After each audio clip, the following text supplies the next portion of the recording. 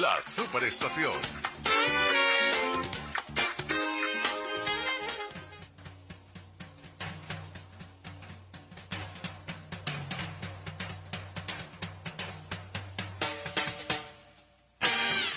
Son las 7:36 de la noche.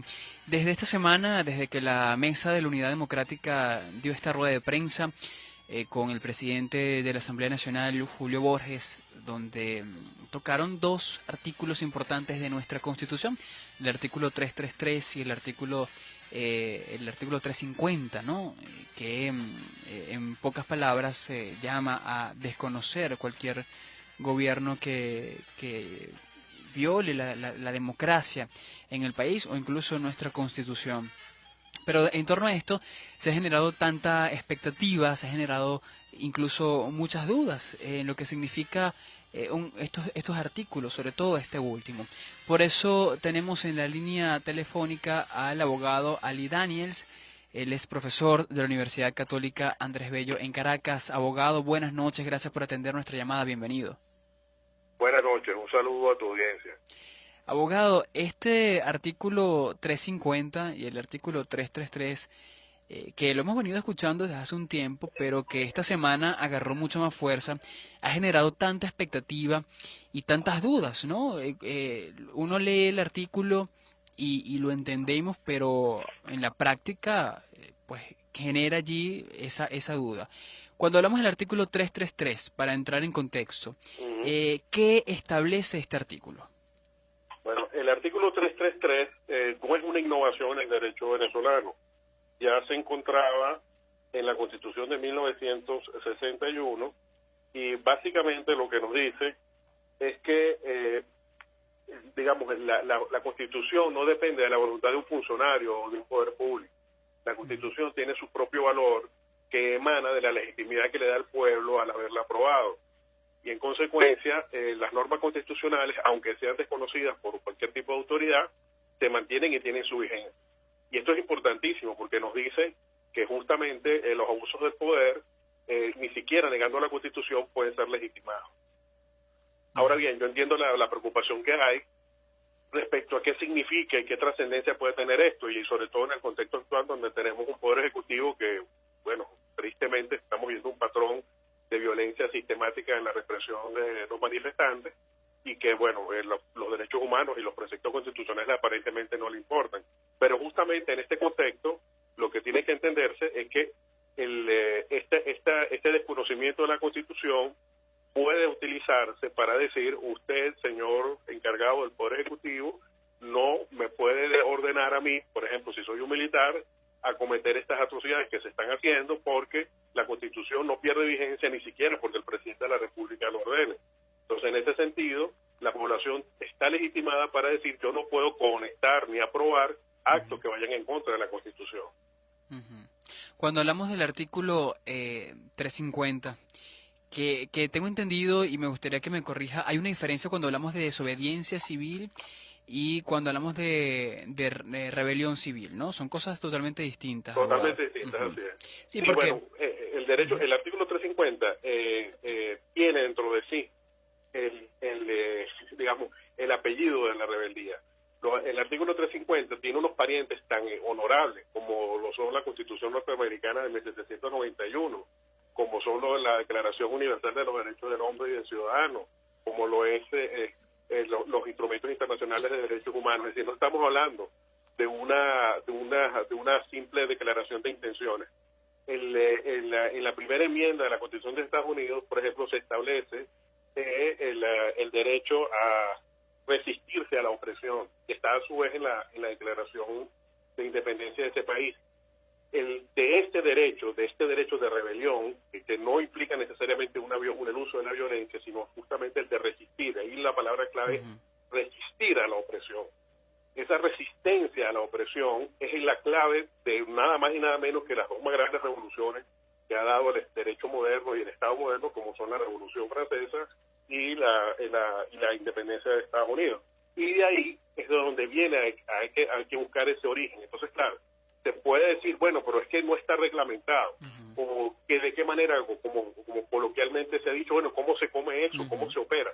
Es que justamente esta resistencia no es una planilla que uno llene y dice, bueno, ya yo cumplí con los requisitos de la planilla de la resistencia y ahora el Estado tiene que hacer lo que yo diga. No, aquí se trata de dos elementos que están en contraposición, un Estado que está desconociendo el derecho y una población que está diciendo, yo no puedo seguir obedeciendo leyes de un poder que lo que hace es desconocer el derecho.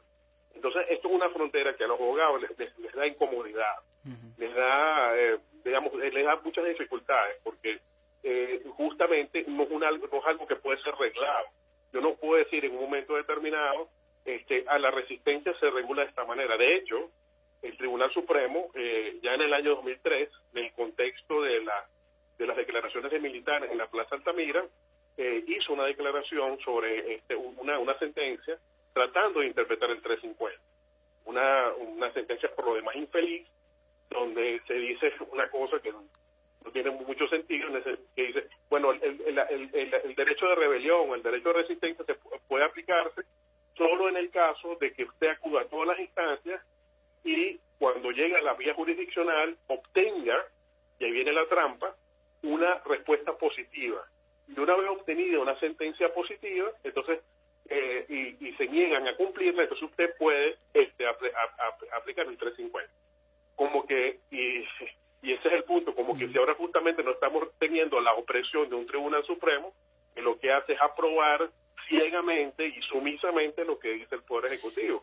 Claro, Porque, ahora, por ejemplo, en Venezuela llevamos más de 2 meses en protestas por parte de la oposición. ¿Cuál es la diferencia entre esos 2 meses que llevan de protesta desde que comenzó hasta el día en el que la oposición a través de una rueda de prensa invoca el artículo 350 y 333 de la Constitución y estos 2 días que ha pasado desde entonces? O sea, ¿cuál es la diferencia en este tiempo? Claro, y este es el punto. Como cada sociedad es diferente, además estamos en sociedades muy complejas, donde la población tiene muy diversas maneras de manifestarse y de reaccionar, y además con diversos instrumentos, evidentemente esto tiene que tener una progresividad. Es decir, no es que a la primera protesta cívica y pacífica se espera que el gobierno vaya a actuar. Sería lo lógico y lo normal en un Estado democrático. Pero en esta situación donde a la población se le han cerrado, y esto hay que recordarlo, se le han cerrado todas las puertas institucionales, incluyendo un referéndum revocatorio, obviamente lo que ha ocurrido es que en vista de que no hay una respuesta ante las manifestaciones, ha habido un aumento. Parece que las solicitudes iniciales eran, bueno, un canal humanitario, el respeto a la Asamblea Nacional, el llamado a elecciones, etcétera, y viendo que esto, más bien, lo que ocurre es que la represión es cada vez más grotesca, más obscena y más violenta, esto ha generado entonces que se diga, bueno, no solamente que ya estamos muriendo de mengua en los hospitales y porque no tenemos alimentos, sino que además, si yo salgo a la calle a manifestar contra el gobierno, que es un derecho legítimo, además corro el riesgo de morir.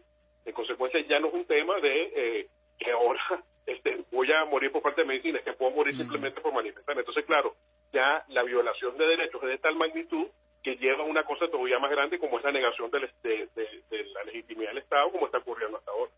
Y no hay tiempo cuando hablamos de resistencia, cuando hablamos de un artículo como este, abogado, es imposible decir cuánto tiempo puede pasar con un artículo como el 350 en Venezuela. Claro, el tema es que estamos hablando de que la gente que está protestando, y eso es una cosa que siempre quiero destacar, tristemente nuestros jóvenes que están muriendo, en todos los casos, han muerto a causa del ejercicio de un derecho. Y además estaban desarmados. Eso es lo más triste de la situación. No se puede alegar en ningún caso, ninguna de las muertes que ha ocurrido, que estos muchachos hayan estado ejerciendo una acción violenta, sino que estaban ejerciendo su derecho pacífico a la manifestación. Entonces, claro, cuando se tiene por un lado una población desarmada y por el otro una represión tan grande por parte del Estado, obviamente es el tiempo el que está diciéndole a la fuerza de seguridad del Estado, bueno, tú sigues con tu violencia, pero yo también sigo con mi. Y claro, es un tema de erosión, es un tema que se hace de poco a poco y lamentablemente a costa de la vida de estas personas que tan valientemente se han enfrentado en la lucha de sus derechos, ¿no? Abogado, bueno, como dicen por allí, amanecerá y veremos. Yo creo que resta esperar también cuáles son las coordenadas, las directrices dentro de la oposición, dentro de los líderes de oposición, quienes finalmente son los que van a ir canalizando la protesta, ¿no? Y hacerla progresiva, más intensa, pero tampoco podemos, y creo que es el riesgo también cuando hablamos de un artículo como este, un escenario de anarquía, donde todo el mundo quiera salir y quiera hacer lo que le provoque, porque Así es. porque la oposición invocó un artículo como el 350, por ejemplo. O Sí. sea, hay que En este tener un caso yo cuidado. quiero hacer mías las palabras del profesor Pérez Níquel, que habló en estos días, Ujú, de que bueno, que hay que también entender que así como tenemos derecho a manifestar, algún día, en algún momento, las partes tendrán que sentarse a conversar. ujú. Eso es una cosa que tenemos que entender que tiene que ocurrir en algún momento, porque la violencia no va a cesar sino hasta que en algún momento digamos, bueno, vamos a tratar de llegar a un acuerdo para dirimir nuestras diferencias. Yo no sé si es ahorita o más tarde, pero efectivamente eso tiene que ocurrir. No puede llegarse a una solución de la manera violenta. Eso no Seguro. puede ocurrir. Seguro.